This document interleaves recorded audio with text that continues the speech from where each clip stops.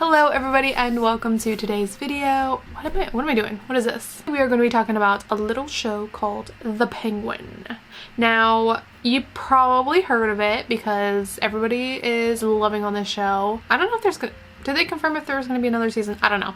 But, well, actually I think it's supposed to be a limited series, but we know how that works. Stuff that's supposed to be limited series, if it does really well, then they'll add another one on there. This is a show that I kind of wished I would have done a reaction to because like it turned out really well, but I didn't know it was gonna be this good. Thank goodness I didn't, because this past like month has been back to back of busy that I wouldn't have had time to film, which is why I haven't uploaded in a while, because your girl was on vacation, she had a work trip, the election was crazy, especially where I live. I actually kept up with it week to week, even the first episode. I wasn't gonna watch it, but then people were like, you should probably watch it, and I'm glad I did because it's like right up my alley. Like y'all know probably from my reactions, I did Breaking Bad, I started doing The Sopranos, so this show definitely falls into that category of like crime boss, anti-hero, protagonist, moving up through the ranks. Let me start this video off by saying I actually have not seen The Batman. Okay, I'm sorry. I just forgot about it, honestly. Like, I'm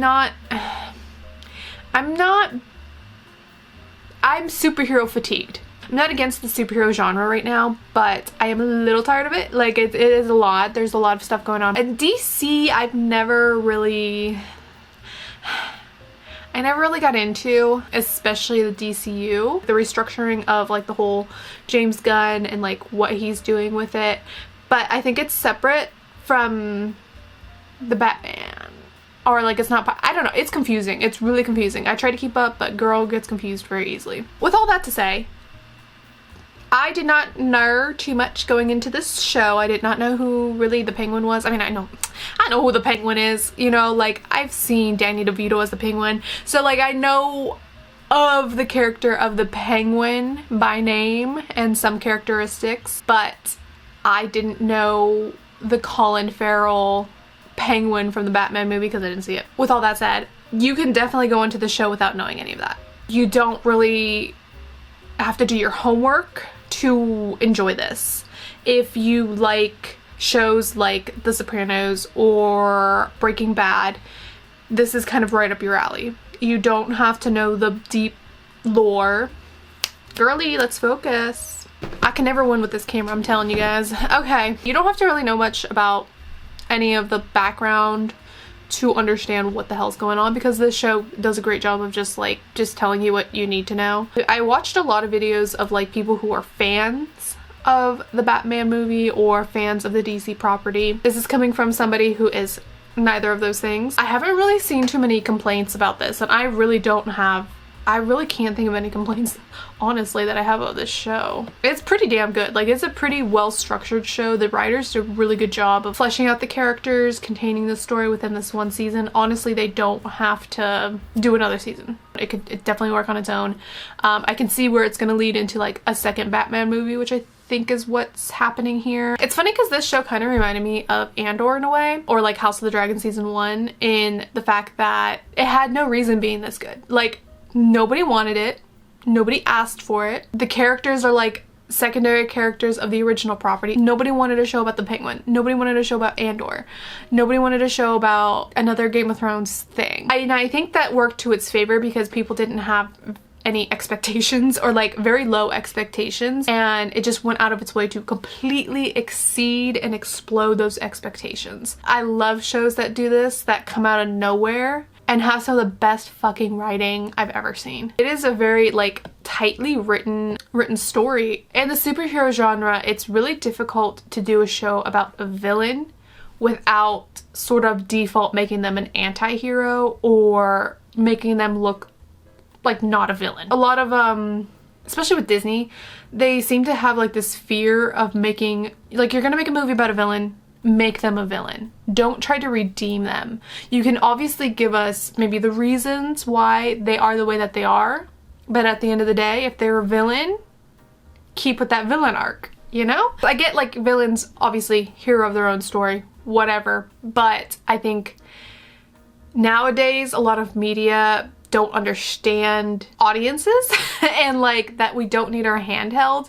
Like we can understand nuances and humanity. A villain can have good qualities, but they can also be evil at the end of the day. Especially when you're tied to sort of like a DC or a Marvel, they tend to play it safe. This show not only does that, it not only handles its character very well, it also does a great job of tricking the audience. This show, it really plays with your expectations because in the very first few episodes they set up, obviously Oz is gonna be a not good guy. He's gonna be a nasty little goblin of a man trying to climb his way up to the top of the crime underworld. In the first few episodes, he's you kind of see him as like this, I don't want to say like an idiot, but like he talks his way out of things.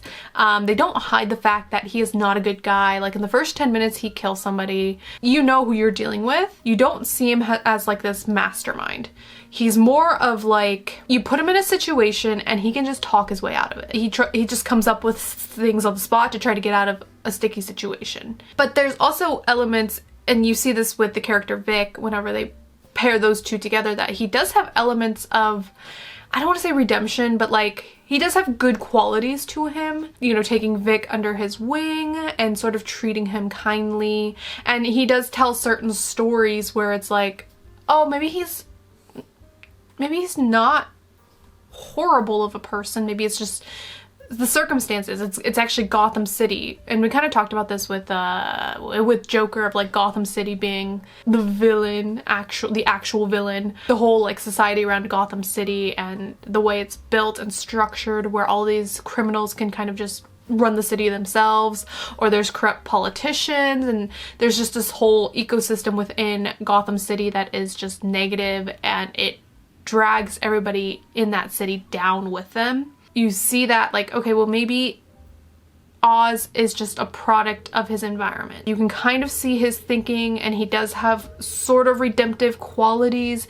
Maybe if he does climb to the top, he'll be better than some of these other mobsters. And then you have people like Sophia, who, another excellent character, which I'll get into a little bit more in a bit, but she starts out as, she kind of freaked me out a little bit. First episode, she was a little scary. They really play with that. Is she a little psychotic? Is, you know, she's a mass murderer. What is she gonna do? Her presence, the actress just brings like this very intense presence. So when her and Oz are interacting with one another, I kind of found myself on the side of like Oz, because at least I know where he stood. Her, on the other hand, you know, she has this background of like being this mass murderer. She was in Arkham Asylum for a very long time. She has this very intense personality when she first comes on screen, setting up the story that way. Towards the very end, when everything starts unraveling, you're like, oh shit, I was manipulated. One of the examples is he tells the story about his brothers, right? I think he was telling it to Vic, and it's supposed to be like this very inspiring story, or like this woe is me type of story. So like you feel sympathy for him, because then he goes into like the spiel about how his mother went into like a depression for so many days. By the way, his mother, also another great character, which I'll get into. It's this like story that Oz first sets up, and then throughout the series they kind of dissect it with different points of view of like what actually happened with that story. And then you realize that Oz told that story not only to Vic but to us, to manipulate us into thinking that he's a certain way, when in reality that's not the case at all. And then at the very end, you know, once we have all the pieces of the story, the truth of it is Oz is just a piece of shit. The way that he talked his way into manipulating not only the characters but also us as the audience, and then the reveal slowly throughout the series building off of that, it was the writers did so freaking well, and I love when writers know their audience and they know how to treat their audience with respect, and then also backstab them a little bit, but also make it clever. Another character who I thoroughly enjoyed was Sophia. I did not expect to like her as much as I did, which again, that was sort of, I think, the writers playing with our expectations of like setting her up as being kind of this creep who just escaped, well, Arkham Asylum, and you don't know what she's gonna do. And then slowly throughout the series, you know, we get her backstory. And I think it was episode 4. I was hooked. The performance was really good. But everybody's performance, by the way. I don't think I gave Colin Farrell credit, but my man, unrecognizable. I know everybody said that. He did amazing. Just the fact that you can act like subtly with micro expressions through all of that makeup is a talent on its own. Sophia Falcone, the actress, did so well. I know she's a versatile actress, but I didn't know she was like this versatile. In episode 4, when you get her backstory, you get sort of like the more higher class, more sophisticated Sophia, and then you get what happens in Arkham, where she slowly starts unraveling, and then you get the post-Arkham Sophia, where she's kind of unhinged. You know what? I understand it. I ended up rooting for her more than I did for Oz. The way that like her family treated her and her whole circumstance was just so terrible and such a tragic backstory that when she kills her entire family, it's kind of like they deserved it. Her conflict with the family name and legacy and what she wanted to do with her family business was a very interesting arc as well. Her character went on a whole journey, a whole roller coaster of emotions, where we ended up with everybody like, I can't wait for what's coming next.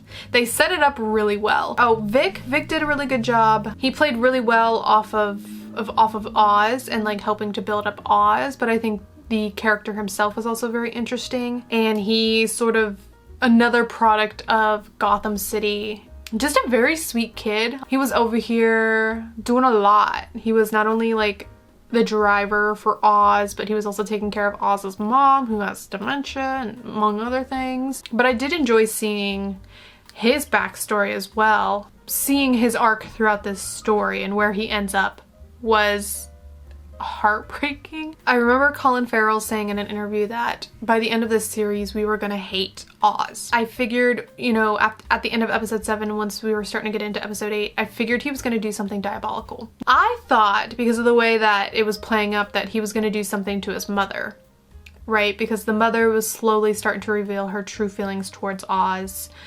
She knew that Oz fucking murdered his own brothers. There was also a scene between the two of them where she was like, when my mind goes and I become a vegetable, end it. So I figured he was gonna kill his mom. Nope. Instead, he ends up killing the only person who was there for him. The scene between Oz and Vic at the very end, where they're having a heart-to-heart after, you know, everything, all the craziness happened. Vic says, "You're my family." And there was this look on Oz's face, and that's when I knew the jig was up. I was like, uh-oh, Vic, you better start running. And this goes to show how great of an actor Colin Farrell is, even with all that prosthetics, because I was able to tell like that shift. There was a shift in his body language, there was a shift in his micro expressions. It was kind of like, why did you have to say that type of look, where I was like, oh, he's gonna kill him, isn't he?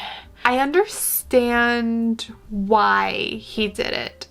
As a criminal, it's not a good thing to have people you love. And we've seen that throughout this series. It's a lesson that he learned of having like his mother around. But it was just the brutality in which he did it, of like doing it with his own bare hands. Vic was the heart of the story. He was sort of like the beacon of hope for Oz, and watching Oz just sort of strangle him. Not only did he strangle him, he threw out his ID, he stole his money, basically like he was nothing.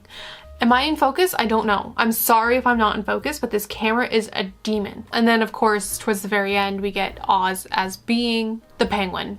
You know, as we know the Penguin, top hat, cane. And then we end with Sophia's character. She was a whole ass tragedy wrapped up in one person. Where she ends up again in Arkham Asylum is just soul crushing. I mean, there's a little bit of hope at the end. She gets a letter from Selena Kyle. I know who that is. I know Catwoman. Okay. So there is like a twinge of hope there. Oz just chose all of the worst things to do to everybody, you know?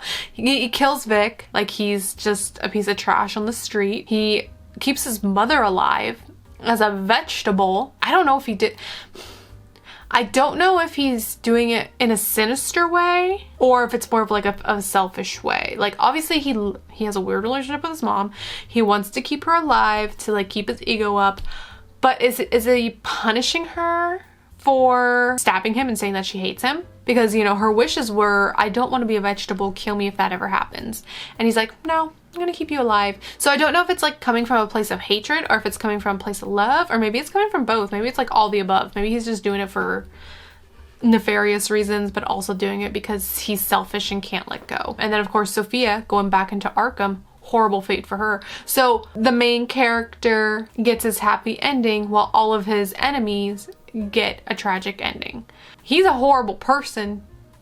Somebody needs to come and get him. So they did a perfect job of like setting up our expectations, tearing them down, and then setting new expectations of like, okay, now you want this guy to fail. Oh yeah, and the mother, like let me get into her a little bit, because having dementia, that's something that personally I have dealt with before in the past, and I know what it does to a person, and I understand sort of that thought process of like, do not let me get that way. I do not want to lose my mind. I do not want to forget who I am or get lost in time or lost in my own memories or unable to differentiate reality from dreams or memories. Like I understand that fear, and like if that happens to somebody you know, it's a very devastating thing to watch unfold. So her storyline really got to me, just based off of like her history. You know, she's had some shady dealings with some of the old crime bosses. Rex, I think his name was, raising 3 sons on her own, and then 2 of them end up dying, and turns out the 3rd one is the one that killed them. Her character was so another just tragic character. Her life was just tragedy, and the actress again did phenomenal. That character, it tugged at my heartstrings a little bit. Just it hit too close to home, you know. I really don't have any, I can't even think of like a complaint, honestly. I mean, I would really have to start nitpicking, but I really don't have any. I know like a lot of people say like some of their complaints is that there's no mention of Batman or there's no reference to Batman, and honestly, I don't think they don't need to. It's fine on its own. This is like a character study type of show. You can really dive into the psyche of these characters and figure out like, okay, what went wrong? Like, what's going on here? Why is this guy so great at manipulating people and talking his way out of things? But yeah, I think that's gonna be it for today's review of this television show that was excellent, that I hope gets some awards for definitely makeup. Acting, writers, showrunners, you need some awards. If you enjoyed, please leave a like, leave a comment, and don't forget to subscribe. I don't know what that voice was. So I will see you guys on the next one. I might change it up a little bit. I might do a video on the Batman. We'll see. I will see you guys on the next one. So goodbye and have a nice life. Don't do drugs.